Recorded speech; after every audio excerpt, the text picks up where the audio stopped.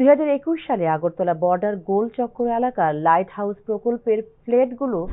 এর জন্য অগ্রিম টাকা দিয়ে প্রায় 3 বছর অতিক্রান্ত হয়ে গেলেও ফ্ল্যাট না পাওয়ায় মঙ্গলবার টুডা অফিসে বিক্ষোভ প্রদর্শন করেন গ্রাহকরা। 2021 সালে লাইট হাউস প্রজেক্টের ফ্ল্যাটের জন্য যাদের সর্বোচ্চ আয় বছরে 3 লক্ষ টাকা, তাদের কাছ থেকে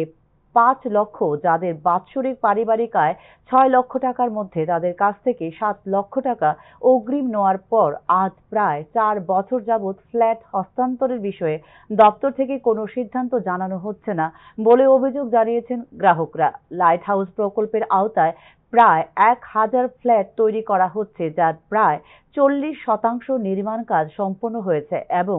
বাকি 60% কাজ বর্তমানে বন্ধ করে রাখা হয়েছে বলে অভিযোগ জানিয়েছেন গ্রাহকরা। টোডা অফিসের যুগ্ম সচিবের নিকট গ্রাহকরা ফ্ল্যাট হস্তান্তরের বিষয়ে জানতে চাইলে তিনি জানিয়েছেন, ফ্ল্যাট নির্মাণে বাজেট অনেকটাই বেড়ে যাওয়ায় নির্মাণ কার্য সম্পন্ন হতে একটু সময় লাগবে এবং 2025 অর্থ বছরেই গ্রাহকদের ফ্ল্যাট হস্তান্তর করা হবে বলে আশ্বাস দিয়েছেন। কিন্তু সরকারিভাবে ফ্ল্যাট বাবদ যে টাকা গ্রাহকদের কাছ থেকে নেওয়া হয়েছে তা ব্যাংকের সুদের হার অনুযায়ী গ্রাহকদের ফিরিয়ে দিতে হবে, নয়তো অতি সত্বর ফ্ল্যাট হস্তান্তর করতে হবে বলে রাজ্য সরকারের নিকট দাবি জানিয়েছেন গ্রাহকরা। আবেদন করছি, যদি মুখ্যমন্ত্রীর কাছে বিনম্রভাবে আমরা আবেদন করছি,